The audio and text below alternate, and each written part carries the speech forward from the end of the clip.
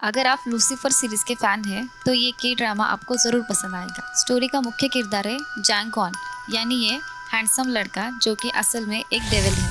उसके हाथ पर एक क्रॉस का टैटू है, उसी से ही उसको पावर मिलती है और पिछले 200 सालों से इंसानों की इच्छाएं पूरी कर रहा है, मगर मुफ्त में नहीं। इसके बदले उस इंसान को हेल में 10 साल रहने का कॉन्ट्रैक्ट करना पड़ेगा।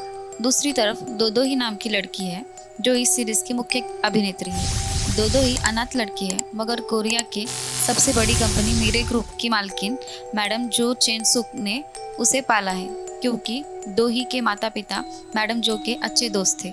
हालांकि मैडम जो के अपने बच्चे हैं, फिर भी वो सबसे ज़्यादा प्यार दोदो ही से ही करती है। दो ही की खुद की एक डेजर्ट कंपनी है जो मेरे ग्रुप की पार्टनर है। इधर अपना डेविल भी अपना काम बड़ी ईमानदारी से कर रहा था।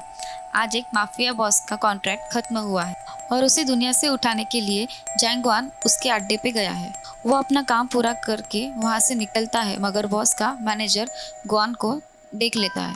दूसरी तरफ दोही की जिंदगी भी अच्छे से कट रही थी, मगर अब मैडम जो की उम्र हो चुकी है और वो चाहती है कि उसके बाद दोही का साथ देने के लिए कोई तो होना चाहिए। इसीलिए वो दोही को एक ब्लाइंड डेट पर भेजती है, पर दोही गलती से उसी रेस्टोरेंट में जाती है जो गॉन ने बुक किया था। लेकिन गॉन उसके आने से खुश नहीं है, क्योंकि सुकून से खाना खाने के लिए उसने पूरा रेस्टोरेंट बुक किया था और दोही उसे डेट वाला बंदा समझकर बात कर रही थी। दोही के ड्रेस पर वाइन गिर जाती है, इसलिए वो उसे साफ करने के लिए वॉशरूम जाती है। तभी वहाँ माफिया बॉस का मैनेजर गॉन को मारने के लिए अपने आदमी लेके आता है। गॉन उन्हें अपने पावर से एक न्यूज़पेपर में कैद करता है। थोड़ी देर बाद दोही वॉशरूम से आती है, मगर गॉन की बातों से नाराज होकर वहाँ से निकल जाती है। रास्ते में दोही को मेरे ग्रुप के एम्प्लॉय का कॉल आता है।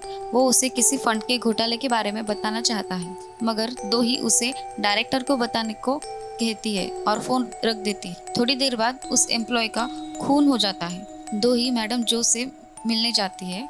मैडम जो उसे डेट के बारे में पूछती है। दोही बताती है लड़का दिखने में तो हैंडसम है, पर जरा घमंडी है। मैडम जो दोही को लड़के का फोटो दिखाकर कहती है ये किस एंगल से हैंडसम दिखता है।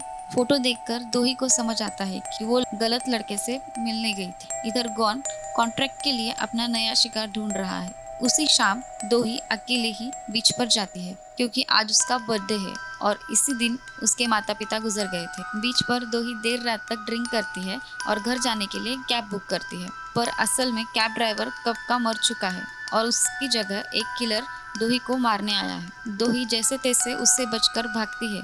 तभी गॉन वहाँ पर अपना शिकार ढूंढता हुआ पहुँच जाता है। दोही गॉन को किलर से बचाने को कहती है, मगर गॉन कहता है मैं तुम्हें बचाऊंगा, पर तुम्हें मेरे साथ डील करनी पड़ेगी। दोही मान जाती है। तभी किलर दोही और गॉन को कार से मारने की कोशिश करता है। गॉन अपने पावर यूज करता है, मगर उसकी पावर काम नहीं करती और कार से बचने के लिए वो पानी में कूद जाते हैं। पानी में गिरने के बाद गॉन बेहोश हो जाता है। तभी दोही उसे बचाने के लिए उसका हाथ पकड़ती है और उसे पानी से बाहर निकालती है, मगर इस दौरान गॉन का टैटू दोही के हाथ पर ट्रांसफर होता है और साथ में उसकी सब पावर भी दोही के अंदर शिफ्ट हो जाती है।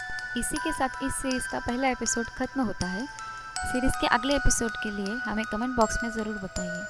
तब तक वीडियो अच्छा लगे तो वीडियो को लाइक और चैनल को सब्सक्राइब करके हमें सपोर्ट कीजिए।